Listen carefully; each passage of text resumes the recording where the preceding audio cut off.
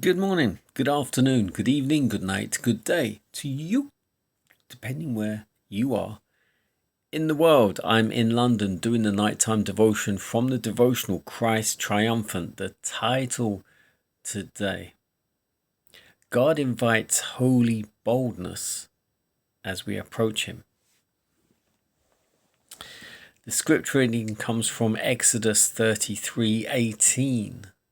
And he said, I beseech thee, show me thy glory.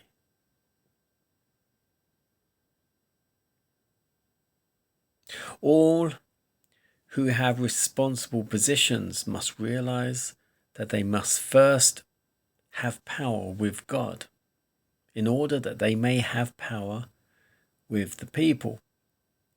God listens to the appeal of his self-denying workers who labor to advance his cause. He has even condescended to talk face to face with feeble mortals. He listens not only with patience, but with approval to the importunate prayers of those who really long for his help. His servant Moses felt his insufficiency for the great work before him and pleaded with an earnestness that seemed almost presumptuous for the presence of God to be with him. But instead of receiving a reproof, the earnest pleader receives the reply, my presence shall go with thee, and I will give thee rest. An assurance that all his burdens may be rested upon God. But the mind of Moses is so burdened with the tremendous weight of the responsibilities resting upon him that he approaches still nearer to God, and his request is pressed still further. The answer from God is, I will do this thing also that thou hast spoken, for thou hast found grace in my sight, and I know thee by name. Encouraged by his success, Moses ventures still further.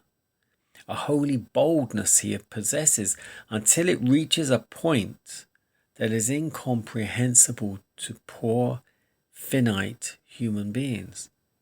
The servant of God has been, through prayer, approaching nearer and nearer to God, and now makes a request such as no mortal human had ever dared to make. I beseech thee, show me thy glory. Will God thrust aside his servant now for his apparent presumption? The third time the answer comes, I will make all my goodness pass before thee. Oh, what condescension on the part of God.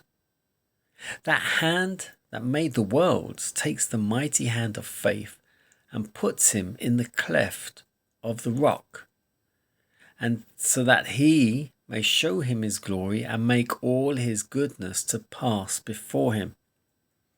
The most brilliant intellect, the most earnest study, the highest eloquence can never be substituted for the wisdom and the power of God in those who are bearing the responsibilities connected with his cause. God has made every provision for workers to have the help that he alone can give. If they allow their work to hurry, drive, and confuse, so that they will have no time for devotional thought or prayer, they will make mistakes. If a standard is not lifted up by Jesus Christ against Satan, he will overcome those who are engaged in the important work for this time.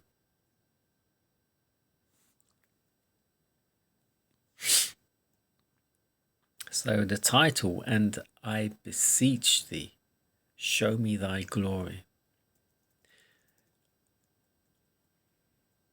So this is when Moses we read, 3 times he approached God. 3 times. He wanted the presence of God, and 3 times God allowed him. Now, it did say here, we're told here, never in human history that we are aware of has someone approached God in such a way. But I do recall Abraham when he tried to save Lot and the family in Sodom. He said, okay, God, you're going to destroy Sodom, but if there were 50, could they be saved? And God said, if there are 50, they'll be saved. Oh, but if there are 40, oh, if there are 30, oh, if there are 15, oh, if there are 10. So God does listen. He does listen. And then also remember Jacob when he wrestled all night. God does listen. But it needs to be coming from here. It needs to be coming from the heart. From faith, through faith. And God knows our hearts. He knows our motives. So of course he listens to those whose motives are good and true.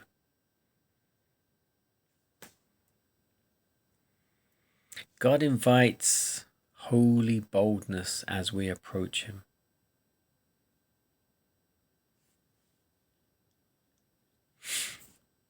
Well, of course we're going to be bold because it's him working through us. And it's not ourselves seeking self-exaltation. We are seeking to exalt him. But we need to be humble, meek, and allowing ourselves to be filled with his Spirit in his time for his glory.